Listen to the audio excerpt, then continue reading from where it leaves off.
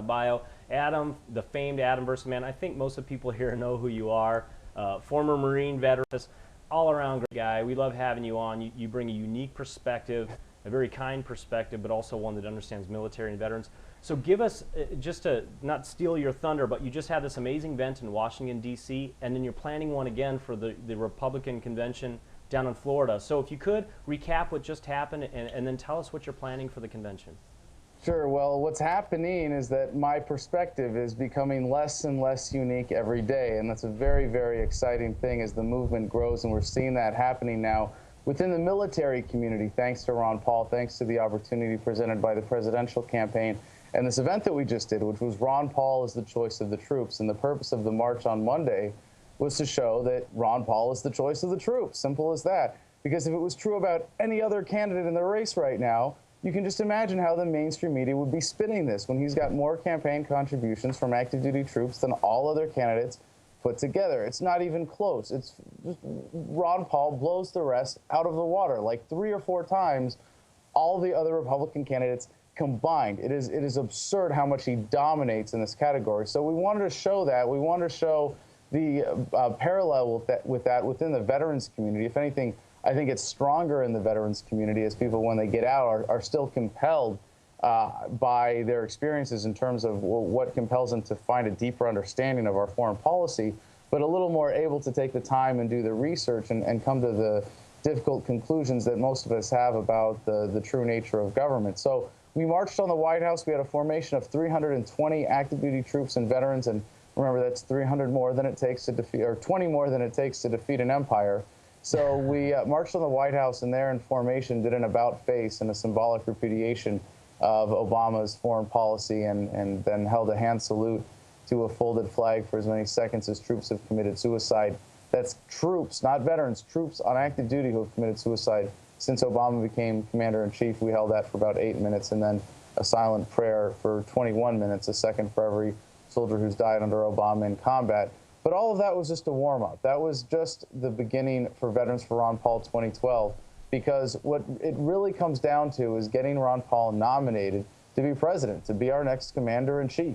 And so we're going to be marching on the Republican National Convention, and what looks most likely now is that we're coming to a brokered convention where none of the candidates will have the nomination clinched by the time we get there. So the first round of voting, for example, in a state like Florida, where you had 50 delegates assigned, and it was a winner-take-all state. So by party rules, those delegates are bound to vote for the winner of that primary, in this case Mitt Romney, during that first round of voting. But if there's not a decisive winner there, they're freed up in the second round of voting. And now we know that Ron Paul's campaign has been doing incredible work behind the scenes, and the grassroots activists have been doing an incredible job getting each other in those positions to be those delegates for when we come to a brokered convention. And a lot of them will go to Ron Paul anyways, but a lot of them will really be undecided. And we want to be there as Veterans for Ron Paul to say that if you're not going to nominate the choice of the troops, you're going to have to slap us right in the face if you want to do that. You're going to have to do it in front of the world and show everybody that you don't care about the troops, that you have the Kissinger mentality, that the troops are like dumb animals to be used as pawns in our foreign policy, as he said. Or you can nominate Ron Paul. Well, I don't know if you saw the clip this week that I think it just got posted this week, but it was the Michael Bolton on Stossel interview. Did you see that, where a veteran stood up and described some of the things that he had saw and why he didn't believe that what we were doing was right? And Michael Bolton's response to it, it was pretty shocking. I don't know if you saw it, but it was pretty bad. Or John Bolton. It was something along the lines of what Kissinger would have said. Yeah, very, very similar. So it was tough. Now, real quick, you were talking about the delegates having the passion, the grassroots, and we all understand that. There's 3 delegates on the board here, another one behind the control room. Here in Illinois, we ran our campaign on our own. How do you expect the turnout to be there in the grassroots, the volunteer veterans showing up in active duty? What do you think your response, because you had amazing turnout on President's Day, but at the convention you have a lot more time to go ahead and promote this. How do you think it's going to be? What was your feeling from President's Day event? Well, on Monday we had 320, which was just a few less than we expected. We were hoping to get to 400. But we had a couple thousand supporters there. The thing to remember about this is that this really was a warm-up. This idea started a month and a half ago with just two veterans, myself and Nathan Cox. And in a month and a half, we were able to muster a brigade for Ron Paul. And I have no doubt that by the time the RNC comes around, we'll have closer to a division. We're starting with over 300 veterans that are just as committed to this next event as they were to this one, and as Nathan Cox and I were to this one when we started planning for it a month and a half ago. So I have no doubt that we are going to have a major impact on the convention. And if the veterans and the troops want to make themselves a player at this convention and have their voices heard, this is going to be the way to do it, marching with Veterans for Ron Paul. So we're gonna, if anything, be better organized than last time. We've got a little experience doing this now. The sense of putting the formation together and organizing the logistics has been an incredible learning experience. So I have no doubt that we'll be able to muster about 10 times as many for the RNC. We are definitely going to help promote that message. Now, on a personal note, I'd like for you to be able to share with the viewers, obviously serving in the Marines honorably and really standing by what the Constitution meant when you took that oath. What was it that brought you to the Liberty Movement? Share with people the events that you can recall that made you start thinking that, or maybe you were born that way, I don't know, but I'm just curious to see is what shaped you to come this direction?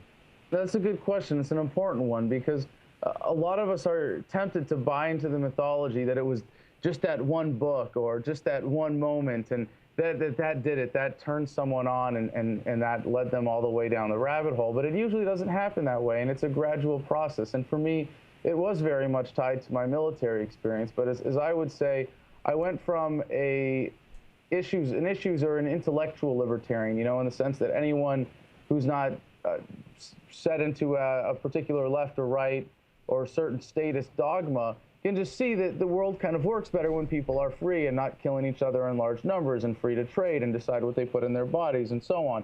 But then there's the true libertarian, the philosophical libertarian, the almost spiritual libertarian who understands the moral imperative of the philosophy and wants to live a life based on that. So for me, I was always a libertarian in that intellectual sense, but it wasn't until I got back from Iraq and started really questioning things that I was able to connect the sort of pragmatism of liberty with the deeper philosophical understandings and the true nature of government. Of course, there's nothing like experiencing the health of the state firsthand, that is war, to understand the nature of government and the consequences of the applications of force.